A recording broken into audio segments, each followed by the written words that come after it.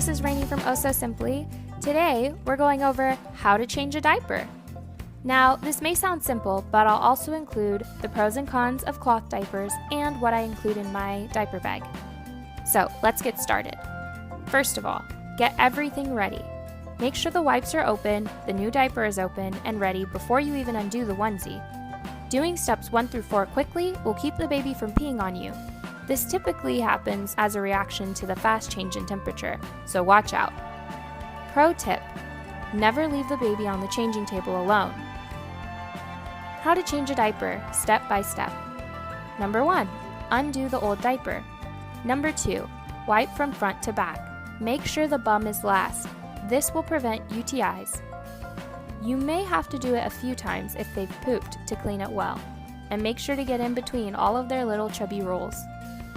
Number 3, as you use a wipe, pile it in the diaper, then roll and close it at the end.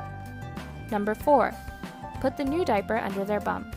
Number 5, apply cream if it's before a nap or before bedtime. Number 6, close up their new diaper. Most diapers have indicators for where to put the Velcro pieces.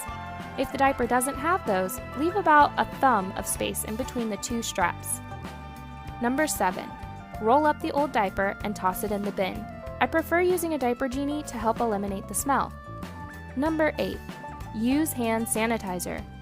It's important to wash your hands too, but I do this first so as not to leave the baby on the changing table alone. Number 9, redress baby and you're good to go. Diaper sizes and styles. Finding the right diaper fit for your baby is super important. Yes, size, but also style. Different styles of diaper hug babies' bodies in different ways. Some babies need a higher diaper or one with a closer hold around the legs. There are also different levels of absorbency. Finding the right diaper for your little one can be done oh so simply. You can order diaper sample packs like this one. They'll come with different styles in the size of your choice. If you are completely unsure on where to start or when to size up your baby's diapers, check out the chart in this affiliated article. Cloth versus disposable. Here's where the parents have a choice. Whatever they use, respect their choice. If any of you are working for families that use cloth diapers, comment below. I'm considering writing an article on cloth diapers and wipes for next week, so let me know what you think. Meanwhile, here are some pros and cons to cloth diapers for those of you who are asked your opinion.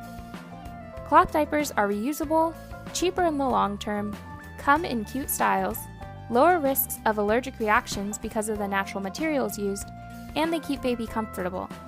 The cons are that they require more steps to use, are more expensive upfront, higher risk of diaper rash, are less absorbent, and require frequent changes. Speaking of changing a diaper, how often should you do it? A smell check only works for poo, so having this disposable diaper with the yellow line that changes to blue when the diaper is wet is a great way to do a quick check. Otherwise, checking or changing a baby's diaper every bottle feeding, which is about every 2 to 3 hours, is a good rule of thumb. Diaper cream. I typically use diaper cream on a baby's bum anytime they go into their crib. When they're asleep, I don't wake them to change their diaper, so using a cream beforehand helps them sleep peacefully and not develop a rash. Here's a link to an amazing DIY bum cream. What to put in your diaper bag.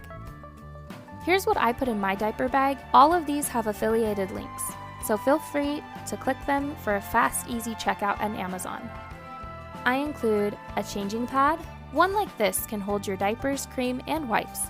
You can easily move everything from one bag to another. You don't have to take your whole diaper bag into a public bathroom, which is great. I also include this rash cream. It's thick and it wipes off easily. I always make sure to pack either reusable dirty diaper sacks or disposable diaper sacks, like the ones that you use to pick up your dog's poo after a walk. Never forget wipes and hand sanitizer. I like this hand sanitizer because it doesn't dry out my hands.